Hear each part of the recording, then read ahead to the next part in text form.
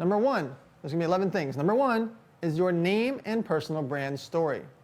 Number two, your social media links should all be on your one-page website so people can follow you on Instagram, Twitter, Facebook, etc. Number three, photos of yourself.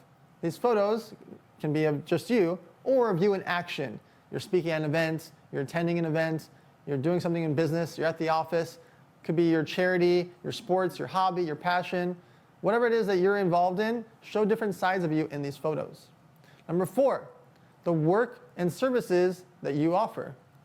Keep this in mind. You want to make it easy for people to know what you do, how you do it, who you've done it for.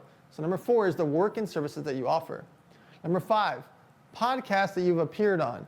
Once you start to have done 10, 20, 30, 40, 50 podcast appearances, you're only going to put a couple of them on your one-page website, but it's nice for people to be able to listen to a story about you. So if you have one or two or three that are your favorites, put the link to that podcast on your one-page website. Number six, the press that you have received.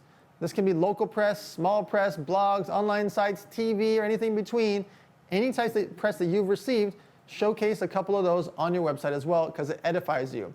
If you're reading this or listening to this right now and you don't have any press, try to actively go out there and get some press, and keep in mind that press is free.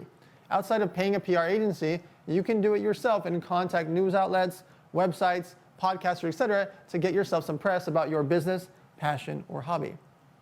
Number seven, media appearances and TV appearances. Again, this can be localized television, the local news in your area. Doesn't matter if you're in New York City, Brazil, or anywhere in between, all of them have local news that you could try to get on to talk about your story or your business, your passion, or your hobby. Number eight, testimonials. So if you have services that you've offered to clients or you have products that you've sold to people, try to get some testimonials that are real to be up on your site. You don't need any more than 3 testimonials on your website with that person's name and photo is even better. Number 9, questions that they should ask you. So on your one-page website, have a little form. It's usually just a small field that has their name, phone number, email address, and then a little description. In that little description box, they should be able to ask you a question or contact you for your services. Number 10, any charities or things that you contribute to that you're passionate about. So let's say my charity is Model Citizen Fund, and you were part of Model Citizen Fund or a donator to that. Model Citizen Fund would be a small link on your website as the example. You can pick a charity or a passion that you're involved in your local community or a global charity and add that link to your website so people can see what you care about. And lastly, for your workshop for your one-page website is number 11, the contact page to reach out to you.